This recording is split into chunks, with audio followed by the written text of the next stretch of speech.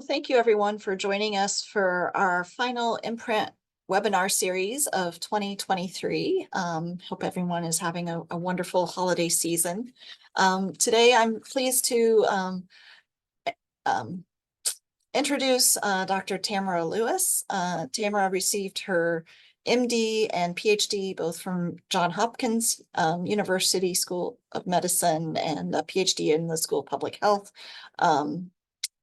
Then has done residencies and fellowships with Johns Hopkins in pediatrics, neonatal and perinatal medicine, and clinical pharmacology before moving to University of Missouri, Kansas City, where she was a faculty member for a number of years before joining her current position at SickKids Hospital in Toronto, where she is the division head for clinical pharmacology and toxicology, and is working to advance hospital-wide precision child health dosing and implementing pharmacokinetic modeling into more of the clinical scenario for the neonatal ICU. So today, she's going to talk about the intersection of ontogeny, pharmacogenetics, and drug safety in the NICU. So, Tamorah, welcome.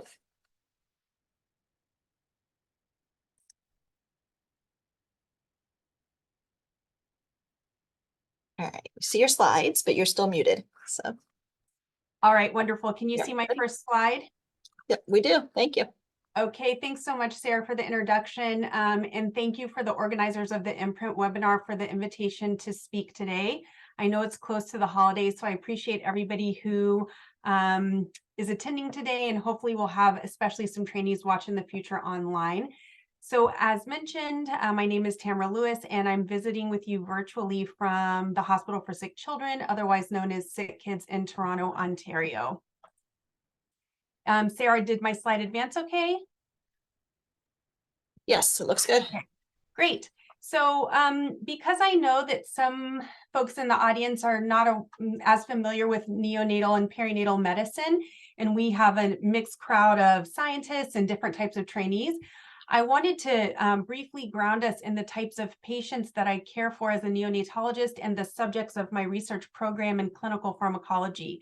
So these patients are in the neonatal ICU, either because they were born extremely preterm, as early as 22 weeks gestation, or they have some sort of serious critical illness requiring surgery or life-sustaining therapies. So the picture on the right is me holding one of my patients who is getting ready to graduate home from the NICU in Kansas City, where I was before I moved to SickKids. And you can imagine that this is a challenging group of patients to treat clinically, but even more challenging to think about how to do clinical pharmacology research in these tiniest of patients. So we're going to talk more about the logistics of that today. So today I'm going to speak about broad concepts such as developmental pharmacology, and then what I believe are three very pressing areas that inform my research program in neonatal pharmacology, both in Kansas City and now here at SickKids. First, we'll discuss some of the intersection between developmental pharmacology and pharmacogenetics. Next, how do we translate important pharmacology knowledge to the clinical bedside? And third, the importance of focusing on neonatal regulatory science if we're going to improve drug therapy for neonates. So many of us on the call know that neonatal pharmacology is quite complex because we have a patient population that has probably the most rapidly maturing organ function, who, if they are treated with medications, they're usually sick either at home or in the hospital, and also can be affected by multiple environmental influences. And lastly, just like in older children and adults, we think that genetic variation in drug metabolizing enzymes, drug transporters, and drug targets likely play a role in neonatal pharmacology. Unfortunately, we as a medical community still have very inadequate understanding of the quantitative influence that these different factors play on drug toxicity and efficacy in young infants. But, you know, given what we know as researchers and clinicians, and given what we see on the slide, I think most people would agree that this population is not well suited for a one-size-fits-all drug dosing approach.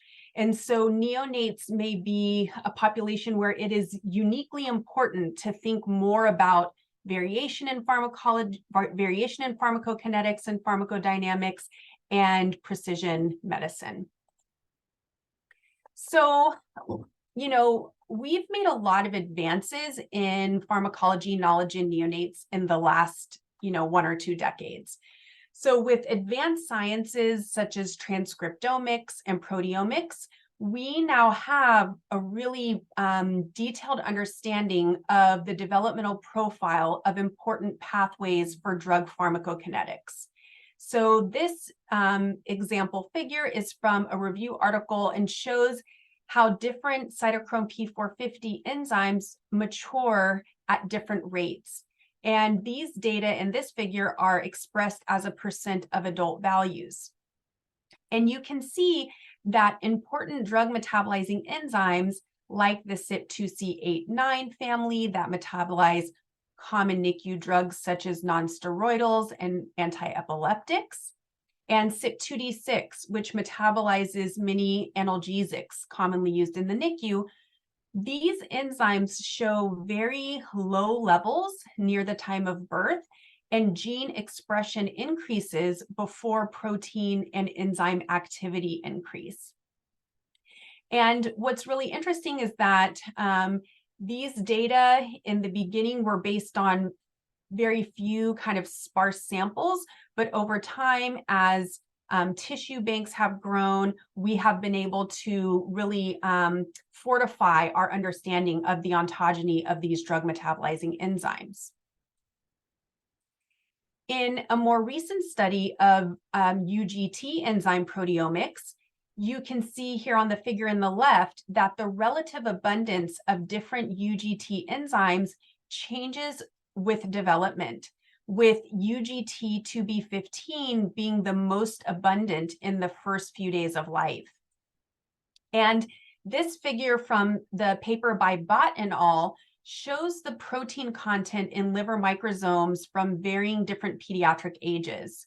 So you can see that the estimated age at which 50% of the adult protein abundance is observed for UGT isoforms varies anywhere between 2.5 years to 10 years of age.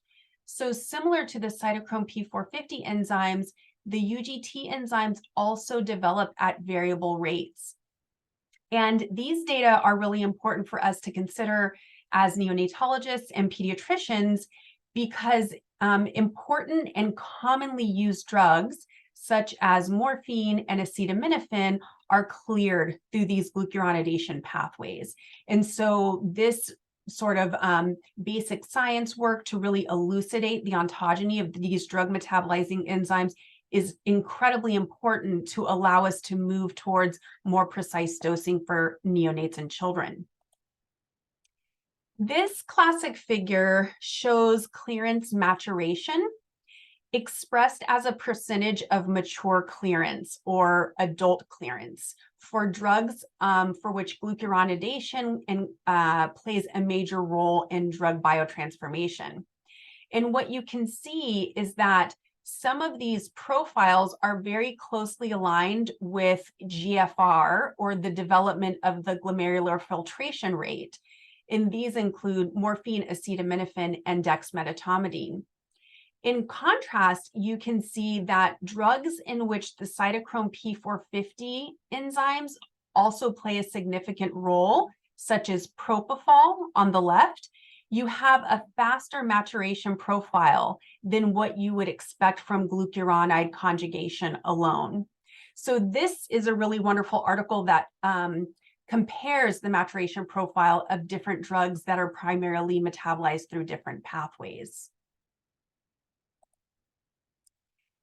And one reason that a detailed knowledge of enzyme ontogeny is important is because in the near future, we will likely have access to pharmacogenetic information on the sickest neonates at the time that they are born. This paper asked parents of fetuses with a severe fetal condition called hydrops whether or not they would be interested in secondary pharmacogenetic testing from their fetal clinical exome. These babies were receiving clinical exome as part of fetal testing because they had this severe phenotype in utero, and the maternal fetal medicine doctors were looking for a diagnosis, a fetal diagnosis. And what was interesting is that 90% of these parents were indeed interested in the secondary finding of fetal pharmacogenetics, and 89% of the fetuses tested had potentially actionable pharmacogenetic results. Maybe not actionable in the first few weeks to months after life, but at some point in their drug therapy odyssey. And I think what's important for us to think about is as fetal sequencing becomes more commonplace in modern medicine, there will be increased availability of secondary pharmacogenetic findings. And this really urges us to improve our understanding of the intersection between developmental stage and pharmacogenetics, and really to understand for each, I'll say, gene drug pair that has evidence in older children and adults, at what postmenstrual age do these variants become clinically important in neonates? So this was a really interesting paper, and it had a very interesting editorial that really brought up some of these important issues that, you know, just because fetuses and neonates carry variants doesn't mean we know what to do with them, because we still have a lot of research to understand this. So now we're going to pivot slightly and talk about two clinical examples of drugs that are used in the NICU where both ontogeny and pharmacogenetics are being studied and might play an important role. So the pediatricians in the audience will know that preterm birth is a common phenomenon in North America and also around the globe. Patent ductus arteriosus, otherwise known as PDA, is an abnormal opening of a blood vessel which connects the aorta and the pulmonary arteries.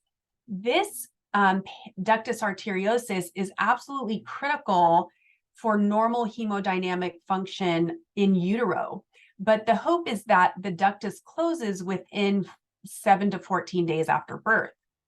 In preterm infants, there's a very high incidence of patency of this ductus arteriosus in an abnormal way, meaning the duct doesn't close after the baby's born. And when the PDA is very symptomatic or causing presumed organ dysfunction, we use pharmacologic therapy to close this artery and prevent heart and lung injury. Non-steroidal anti-inflammatory drugs are the mainstay of the pharmacologic treatment to close the PDA. Unfortunately, what we see at the bedside is that PDA pharmacologic treatment outcomes are highly variable and often unpredictable. In this baby shown on the far left, in the best case scenario, we treat the baby with an NSAID, the PDA closes, and there are no major toxicities. Or an alternative outcome is that the drug can be effective to close the PDA, but the infant suffers a significant side effect, such as acute kidney injury. In a less desirable outcome, the NSAID does not work to close the PDA, and the infant requires cardiothoracic surgery or a cath procedure to physically close the duct. In worst case scenario, the drug is ineffective and the infant has a major toxicity such as bowel perforation, which is seen, you know, in 3 to 5% of extremely preterm infants that receive NSAIDs for PDA therapy. So the key thing that I want the audience to understand is that all of these clinical outcomes are the result of the exact same milligram per kilogram dose of the same drug given to clinically similar infants. And although therapeutic drug monitoring and other real-time approaches for dose modification have been investigated on a small scale, really we haven't had any major advances in NSAID dosing for preterm infants since the 1980s. So this is a paper. I always like to go back to the original papers, like how did we come up with our current drug dosing in the NICU? And this is a paper published in 1981. And this paper discusses what is still within the range of modern day mg per kg dosing of indomethacin for preterm infants with PDA. And this study, which is one of the earliest papers about indomethacin in preterm infants, reported a 20-fold variation in plasma drug concentrations 24 hours after the last dose. So from very early on, we understood that drug exposure was highly variable, even with this standard mg per kg dosing. And in this study from 2004, and still today in 2023, we use similar dosing paradigms, meaning population-based mg per kg dosing. You can see in this figure that among a group of preterm infants who all received the same weight-based dose of indomethacin, there's a 14-fold variation in plasma drug concentrations 24 hours after the last IV dose. And you can see here that while most babies who fail to close their PDA are in dark squares, most of them fall below this kind of faint dashed line. You can see this horizontal dashed line, which is the theoretical threshold concentration for efficacy. What's interesting is the outliers that I show in red circles. These are babies who had very high indomethacin concentrations and failed to close their PDA, or the baby at the bottom who had a low indomethacin concentration and had PDA closure. But what I really want you to think about based on the last figure in this one is that when drug exposure is this variable, it's very hard to understand clinical response. So big picture, my research program in neonatal pharmacology uses modern tools to try to understand exposure variability with the ultimate goal of decreasing exposure variability, increasing exposure predictability, and improving patient outcomes. So thanks to the support of 2 career development awards, we were able to perform a prospective cohort study of preterm infants in the NICU who were receiving IV indomethacin for either IVH prophylaxis or PDA closure. So after parental consent in the NICU, we collected plasma, dried blood spots, urine, and DNA samples. And these samples were used for indomethacin and indomethacin metabolite quantification in the plasma and the urine. And then these PK samples were used to build a pharmacokinetic model.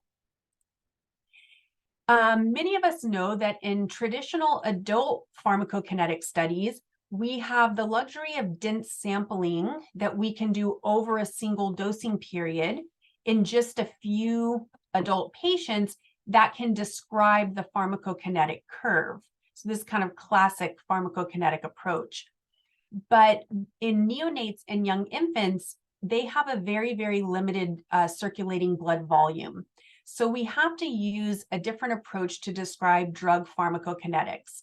So instead of dense sampling, we have evolved to use a sparse sampling approach from many different patients at variable time points across the PK curve to create a population-based pharmacokinetic model. In this representative figure on the bottom right, you can see that a total of 6 patients contribute anywhere between 1 and 4 samples for this population PK approach. And then after we understand the population PK curve, then we can ask, what are patient-specific variables that make certain infants deviate from this population average curve? Those can be variables like age or variables like pharmacogenetic carriage of certain SNPs. So what was interesting is that this prospective cohort study had many important lessons for me as a burgeoning pediatric clinical pharmacologist. The first lesson was that after we recruited the first 16 infants, we performed a pilot analysis of the PK samples and learned that these very young preterm infants were clearing indomethacin so slowly that in order to capture enough drug for PK modeling, we really needed to collect their urine for many days after indomethacin was dosed. We had originally planned to collect urine just for 24 hours after the third dose in an indomethacin course, but we had to really extend that. Second, in our pilot analysis, we showed for the first time that if you look at the abundance of the different indomethacin metabolites that we were capturing in the urine of these preterm infants, there were actually 3 distinct metabolic groups. So as you can see in this table, these first 16 preterm infants were all less than 30 weeks gestation at birth, and they were treated within the first 2 weeks of life. And the figure shows the fraction of indomethacin recovered in the urine as the different primary metabolites. Group 1 in red was primarily excreting the glucuronide metabolite. Group 3 in blue was primarily excreting the desmethyl metabolite. And group 2 in green was excreting a mixture of the 2 metabolites. So this pilot study showed the importance of considering individual patient clearance characteristics instead of just looking at population averages. And we were able to publish these pilot results in pediatric research. But what was interesting is that in addition to differences between preterm patients, we were also able to observe that things were changing rapidly within each preterm infant.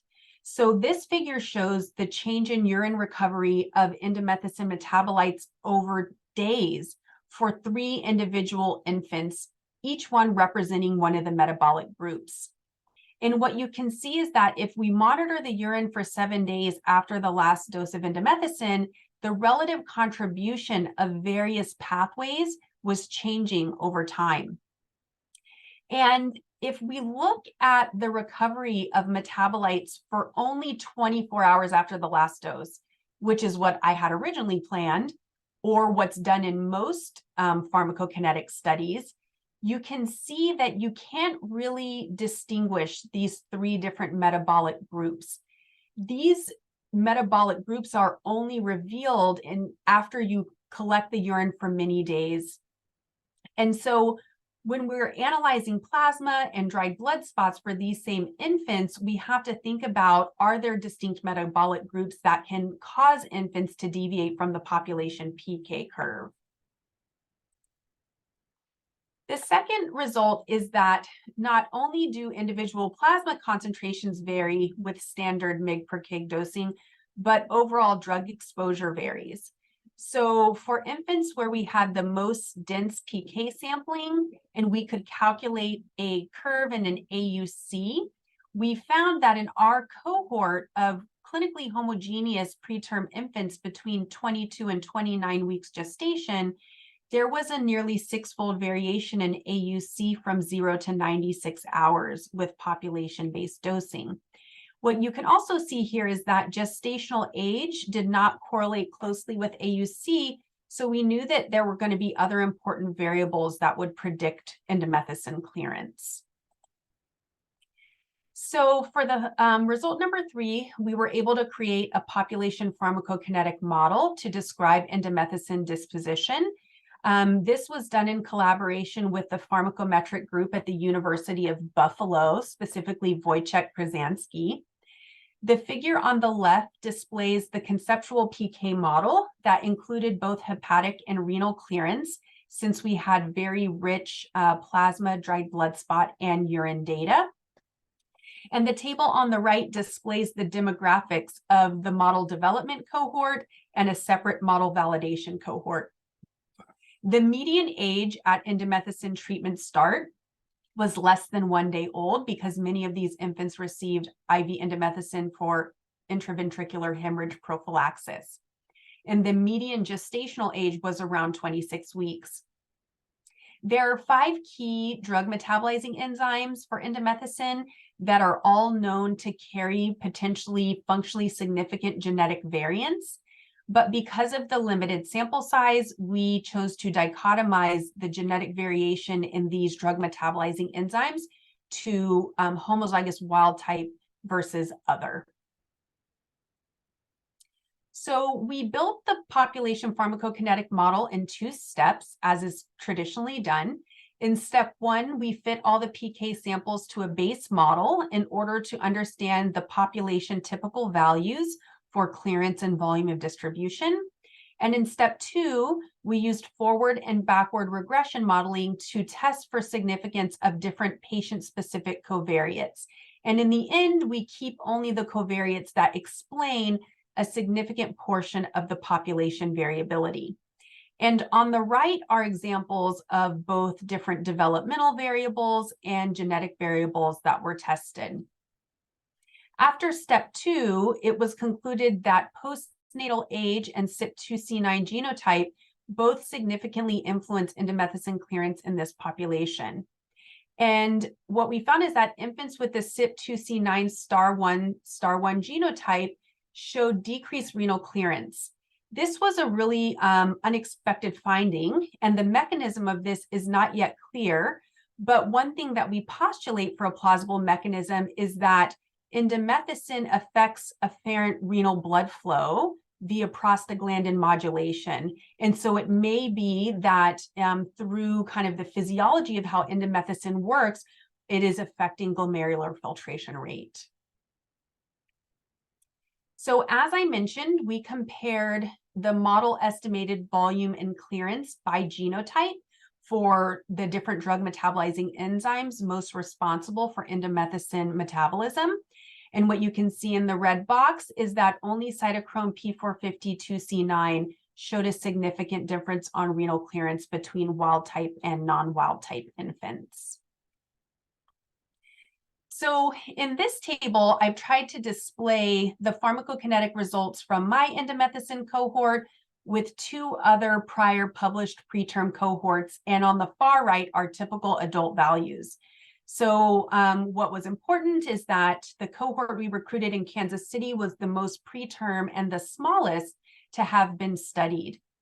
And the major conclusion is that preterm infants in the first week of life really have profoundly limited drug clearance capacity.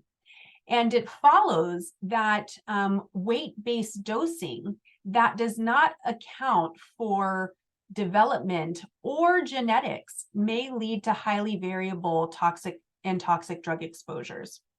So, we know that we must be incredibly careful with drug dosing in preterm infants in the first days after birth. And really, we may need to reassess many of our commonly accepted dosing regimens in the NICU, including indomethacin. What's really exciting is that we were able to recruit another validation cohort at Vanderbilt University with the help of a neonatologist named Dr. Jeff Reese. And we're in the process of comparing the pharmacokinetics of a single dose regimen, which is what they use at Vanderbilt, versus a 3-dose regimen, which is what we studied in this cohort in Kansas City. So for next steps, we are working on a dose individualization tool that can use this population PK model to move away from population-based dosing to custom dosing. And the drug exposures that we can obtain using this tool can be prospectively compared to standard weight-based dosing. Secondly, we collected pre-treatment and post-treatment metabolomic samples from plasma and urine in these babies who received indomethacin for PDA closure. We have data about their response to indomethacin based on echocardiography of the heart and the duct after treatment. And I'm currently working with a scientist at University of British Columbia to see if there is a pre-treatment metabolomic signature or a change in metabolomic signature that correlates with PDA closure. So to wrap up indomethacin, the premise is that if we can understand more fully the developmental factors and the genetic factors that make each neonate unique, we can in the future begin to customize drug doses. And while I initially applied this concept to a commonly used drug, indomethacin, I think this paradigm can apply to many of the drugs that we use in the NICU. The second example that we're going to discuss today is opiate therapy and the importance of understanding pharmacology of opiates in order to protect the developing brain. So as you can see in the figure on the right, this critical period between 24 weeks gestation and post-term is when infants are in the neonatal ICU and are treated with drugs in the neonatal ICU. And this is a time of extreme brain growth and increasing complexity. During this time, we know that there's new dendrites and synapses forming and pruning. We know that there's neuroplasticity that can alter neuronal pathways. And there's a very delicate balance of excitatory and inhibitory neurotransmitters that lead to optimal brain development. What we also know is that either prolonged untreated pain or prolonged exposure to analgesics and sedatives can adversely affect normal brain development. So these are data published in 2016 from a study which showed quite unequivocally that there is concern for opiate exposure in the developing brain. So in 136 preterm infants, the investigators performed serial brain MRIs.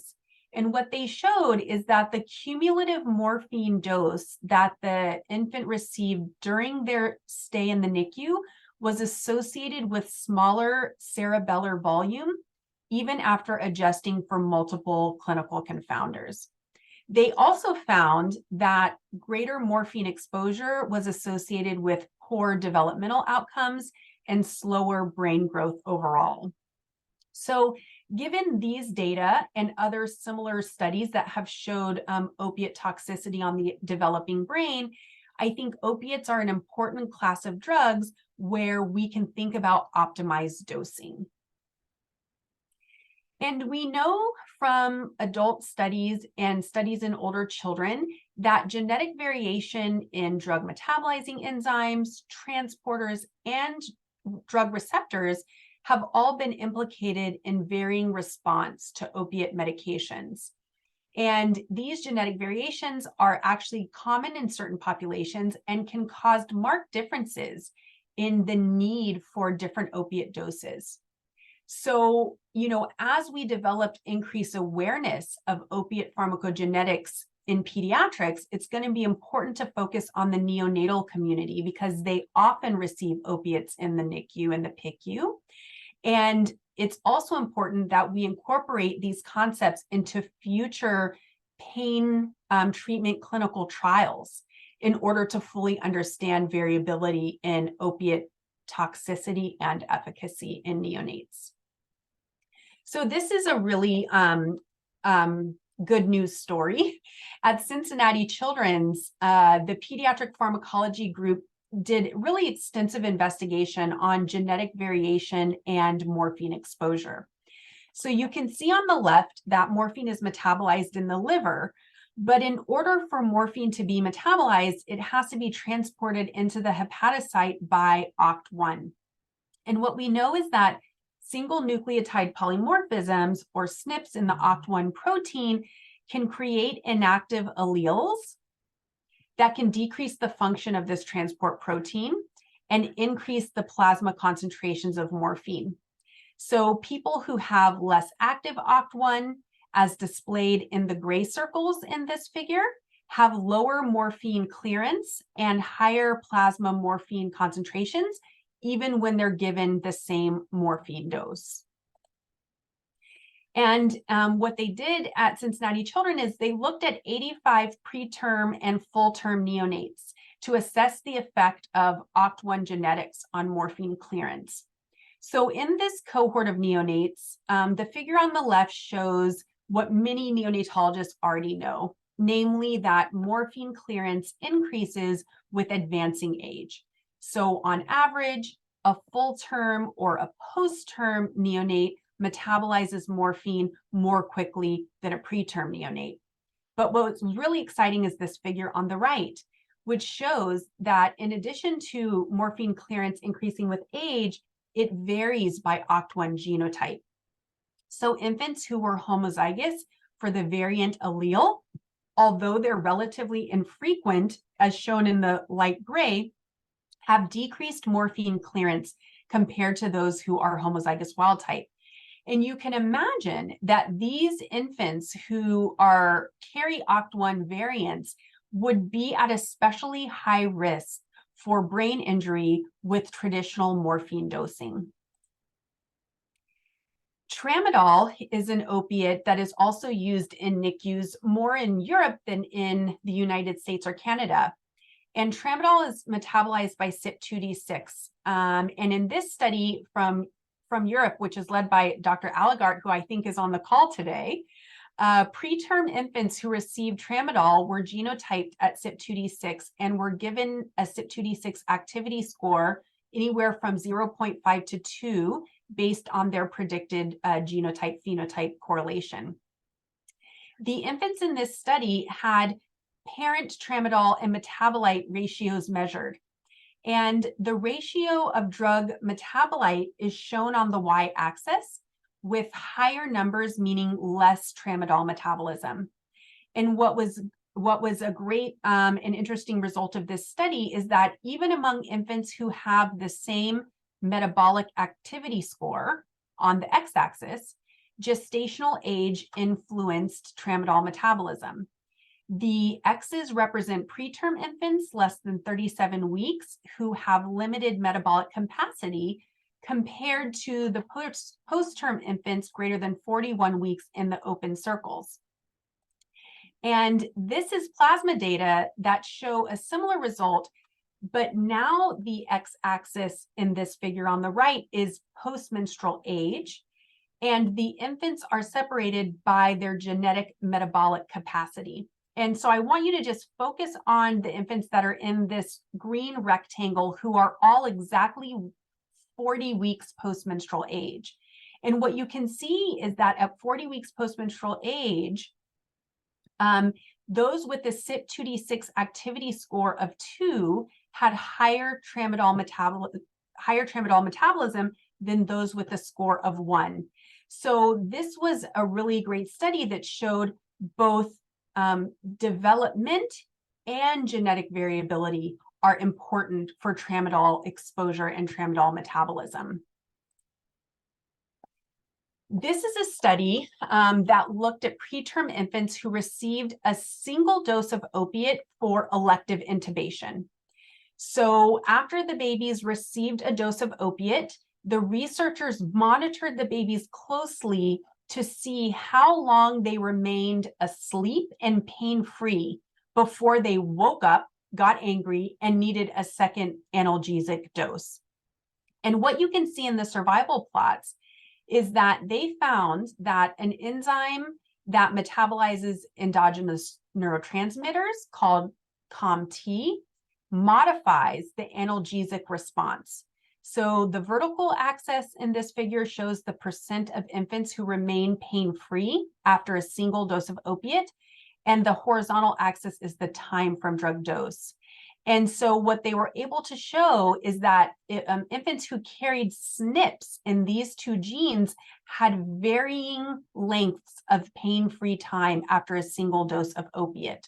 So this is another example where knowledge of infant genetics could help us modify how we administer drugs in the NICU. So now we're going to pivot and talk briefly about the importance of knowledge translation in neonatal pharmacology.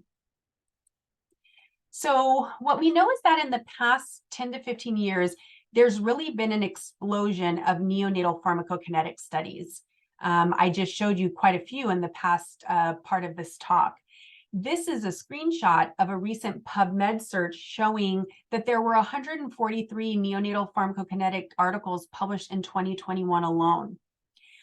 Unfortunately, very, very few of these elegant pharmacokinetic studies actually translate to changes in drug labeling or changes in how we prescribe drugs at the bedside.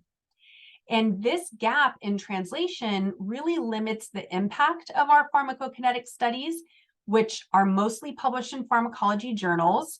They have complex methods that the average neonatologist doesn't want to read. And so we really have to think intentionally about how are we going to address this translational gap. What's exciting is that some groups are starting to use pharmacokinetic model-informed precision dosing at the bedside. So this is an example from my colleague, Adam Frymoyer at Stanford, who is a pediatrician. He developed a vancomycin pharmacokinetic model and incorporated this pharmacokinetic model into the electronic medical record software to individualize vancomycin dosing.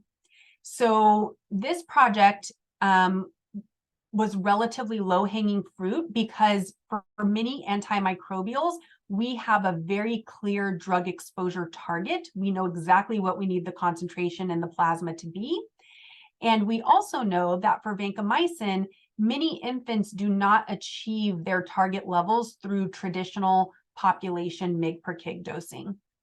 And what Dr. Frymoyer and his team found was that once they implemented this pharmacokinetic guided precision dosing of vancomycin in the NICU, they achieved improved attainment of trough concentrations in traditional therapeutic drug monitoring. So you can see that for the trough at time 1 and the trough at time 2, they were able to increase the proportion of infants who had therapeutic troughs after implementation of this precision dosing tool. So at SickKids here in Toronto, I've recently been awarded actually an MPRINT opportunity pool grant to support a feasibility study of pharmacokinetic guided precision dosing of 2 drugs in the NICU that are not antimicrobial drugs. So the first drug is enoxaparin, which we use extensively for venous and arterial thrombi. Right now, we do a population-based mg per kg dosing, but it's well known that neonates often require multiple dose titrations in order to achieve efficacy. And this figure shows the initial doses in the white box plot and the final doses in the gray box plot for enoxaparin in neonates. So if you have a starting dose that is this far from the final dose, this is a really good example of where precision dosing might make a difference. The second drug we're studying is an anti-epileptic called fosphenytoin, which is used for refractory neonatal seizures. And you can see in this figure that neonates in particular have extremely variable PK and half-lives, and that the neonatal population might benefit from precision dosing using PK models. So with this MPRINT grant, I've partnered with the pharmacometrics group at the University of Maryland, who have developed a precision dosing tool called PUMA's AI Live. This tool brings population PK models into the electronic health record and uses patient-specific variables to estimate clearance and volume in real time and compute custom doses for a target drug exposure. And we will be the first Canadian center to try this PK precision dosing tool at SickKids. So you guys are going to hear a lot more about this project at the MPRINT conference in Washington, D.C. in May of 2024, but I'll just tell you the overarching goals. So the first is a retrospective study where we looked at all infants less than 44 weeks at SickKids who received enoxaparin and fosphenytoin. We used that retrospective data to assess the performance of LIV in these infants and compared standard of care dosing to POP-PK individualized dosing. And then we're also using this retrospective cohort to look at the pharmacodynamic outcomes for these drug-treated infants. AIM-2 is a prospective cohort study where we will consent families in the NICU at high risk for receiving enoxaparin and fosphenytoin. This is a pilot study to understand, can we incorporate LIV in real-time neonatal ICU care? We will use LIV to dose enoxaparin and fosphenytoin in neonates and then collect pharmacodynamic outcomes. And then the third aim is an implementation science study, where a group of implementation scientists is really helping us understand end user prescriber experience with this new precision dosing tool. We'll use a combination of surveys and semi-structured interviews to understand end user experience and look at variables such as cognitive load, workflow interruption, and the human behavioral effects on this tool use in a real-world clinical setting. The final portion of my talk is going to revolve around regulatory science and drug safety in the neonatal ICU. So what many of us know is that most drugs that we use in the NICU are prescribed off-label, and a major barrier to improve drug labeling in neonates is that we lack a lot of the tools and infrastructure that other populations have to conduct efficient, regulatory-ready clinical trials. So in recognition of these really entrenched and chronic barriers, about 7 or 8 years ago, the Critical Path Institute created a new consortium called the International Neonatal Consortium, or the INC. And this consortium is a group of multiple stakeholders that are all working together to advance regulatory science in neonates and advanced drug labeling for neonates. And the power of this consortium is that we have engaged academics, we've engaged parents, we've engaged nurses, drug regulators from across the globe, and importantly, the actual drug companies to all come together and figure out how can we do regulatory science and drug labeling studies better in neonates.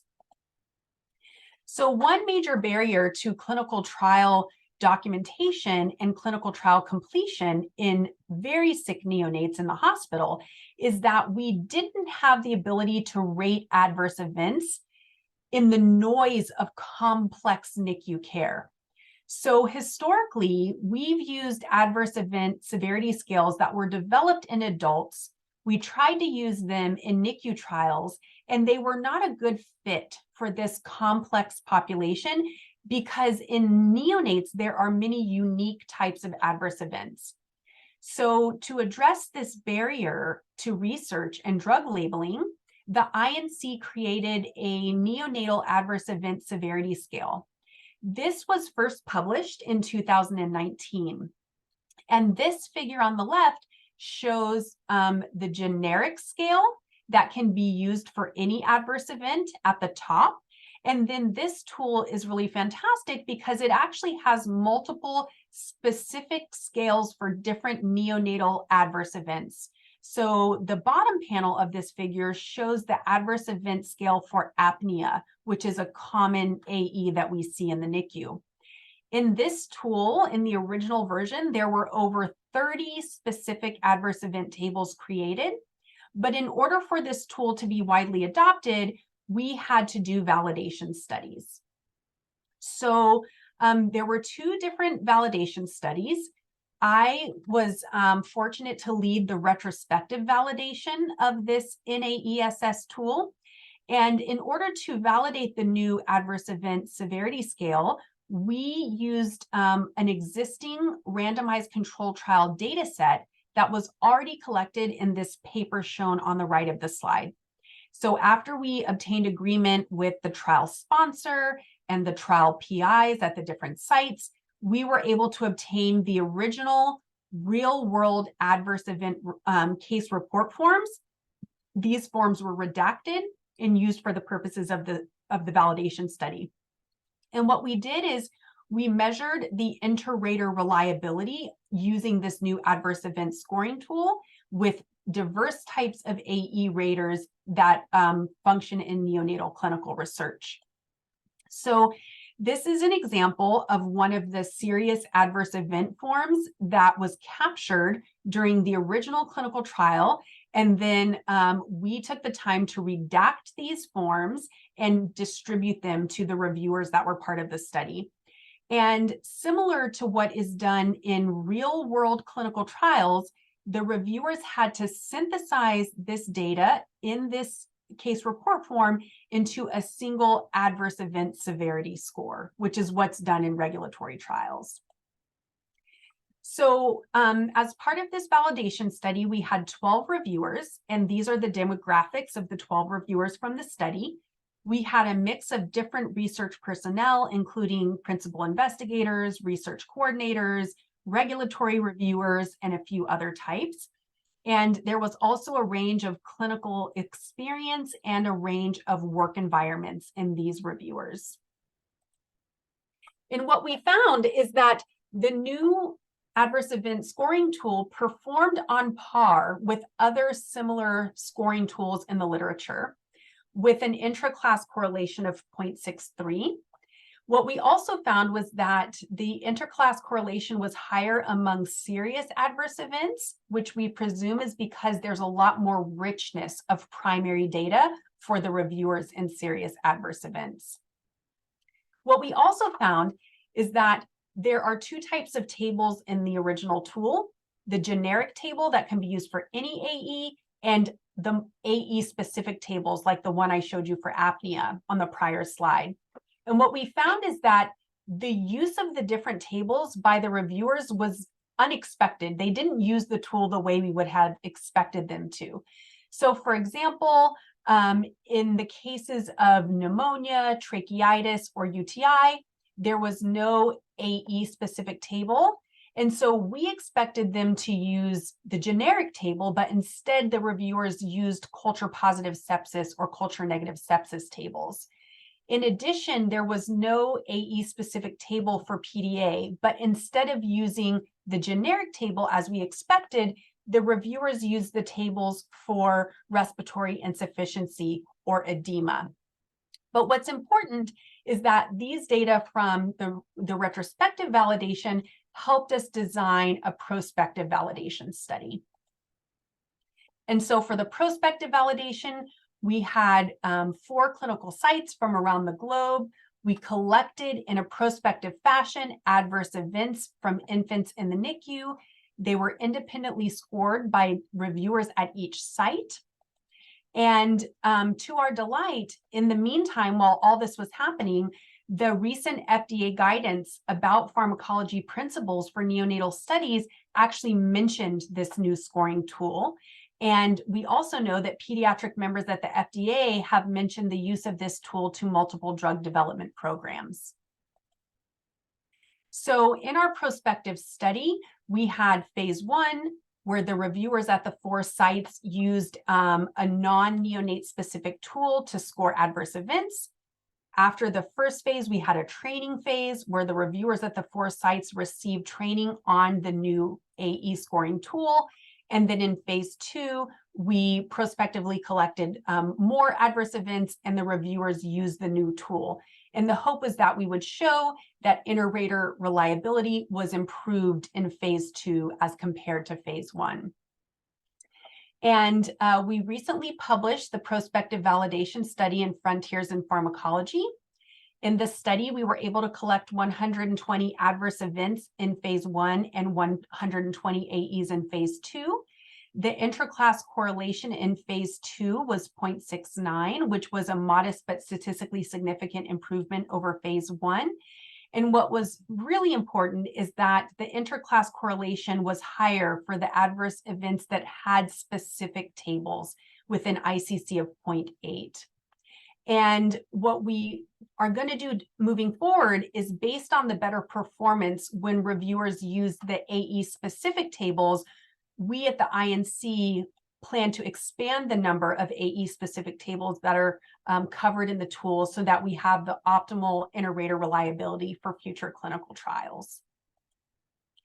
So in conclusion, I hope I've convinced you that population-based drug dosing in neonates can lead to highly variable drug exposure and clinical response, that if we take a precision therapeutics lens, we can really perform careful research into what are the variables that make each child unique, that we have to do the hard work of translating all this rich pharmacology knowledge into changes in drug dosing at the bedside, and that multi-stakeholder collaborations such as the INC are working hard to improve regulatory science and drug labeling in neonates. So thank you very much to my funders, to my research collaborators, especially to my family in Kansas City at Children's Mercy. And I'm excited to spend 9 minutes or so answering questions. All right. Great. Thank you, Tamara. And I invite our attendees to type questions into the Q&A, or if you'd like to raise your hand, we can promote you so that you can ask your question verbally as well. So we do have one question that's come in already. So this is discussing the morphine work that you presented. What is the effect of the more active morphine-6 glucuronide on brain maturation or damage? And are there joint models to capture both OCT1 and UGT pharmacogenetics on the uptake and metabolism of morphine and the resultant morphine and M6 levels? Yes, it's a really important question. As opposed to adults, the ratio of M6G to M3G is actually different in neonates when they metabolize morphine. And I think it is known that those metabolites can have paradoxical effects at the mu-opiate receptor and actually cause some neuroirritability. So it's really important. I agree with the person who's asking the question for us to understand the ratio of those metabolites. I think what's important is how that changes over time, because oftentimes infants are treated with morphine for multiple days and in some situations even weeks. I've seen PK models that describe the effect of OCT1 pharmacogenetics, of UGT pharmacogenetics, but I am not aware of one yet that has combined the two. There may be one out there that I'm not aware of. So I think the crux of the question is, can we create a really robust PK model that includes developmental factors and multiple pharmacogenetic factors to really understand variability in drug clearance and really understand how to optimally dose these drugs in the rapidly developing brain? So it's a really interesting question, and I'll have to go out after my talk and do another search because there may be one that has combined those two genes that I'm not aware of. Yeah, I'm not aware of one in infants or neonates either where they've combined. I think the other part of that question and that you sort of addressed here was, would a time variable be needed to capture GFR maturation on the M6 accumulation? And it sounds like there are changes in neonates where that may be an important aspect. Mm-hmm. I think for sure, because I think that the relative ratio of the metabolites may change the longer the infant is treated. And that is a combination of sort of enzyme maturation, but also the clearance of the glucuronide metabolites is dependent on renal maturation. So a time component would definitely be important. And then there's a couple of questions on the clinical decision support models that you've discussed. If you have pharmacogenetic results just after birth, do you imagine the clinical decision support tool would be dependent on the postnatal age? Like alerts would not turn on for a gene until until it's expressed at a certain level based on the ontogeny. Yeah, it's a really, really interesting question. So I think for some gene drug pairs, we have evidence that even in preterm infants, there is a genetic effect on clearance. So for example, OCT1 and morphine, CYP2D6 and tramadol were two examples from the talk. So I think it's going to be different for each gene drug pair, and we'll only know kind of that critical age at which the genetic variability would prompt clinical decision support if we do those very kind of specific intersectional type studies. So, you know, I think in the ideal situation, the clinical decision support tools would be flexible enough that for each gene drug pair, based on, you know, the consensus of when the genetics become important for drug clearance is when the either POP-PK model guided precision dosing would kick in, or when pharmacogenetic clinical decision support would kick in. So I'm interested if anybody on the call has implemented pharmacogenetic CDS in children in the NICU, and if there are examples where there is pharmacogenetic clinical decision support that is variable or implemented based on postmenstrual age or postnatal age. We're just at SickKids, we're just building our clinical decision support system for pharmacogenetic results. And so, you know, the NICU is kind of the last frontier. They're kind of the last unit where this will probably go live. But I'm really interested to hear if there's people on the line that have tried to do this in infants. Yeah, and I think that goes with our final question too. If others have comments on this question, we'd love to have your answer in the chat or Q&A. Are there specific drugs you clinically incorporate pharmacogenetics in neonatal dosing at your center, and what are the consideration of clinical pharmacogenetics? So it sounds like you're not quite there clinically in neonates, but maybe in other populations a little bit more. So we don't currently have any clinical drug dosing guidelines in the NICU that are based on pharmacogenetic results at SickKids.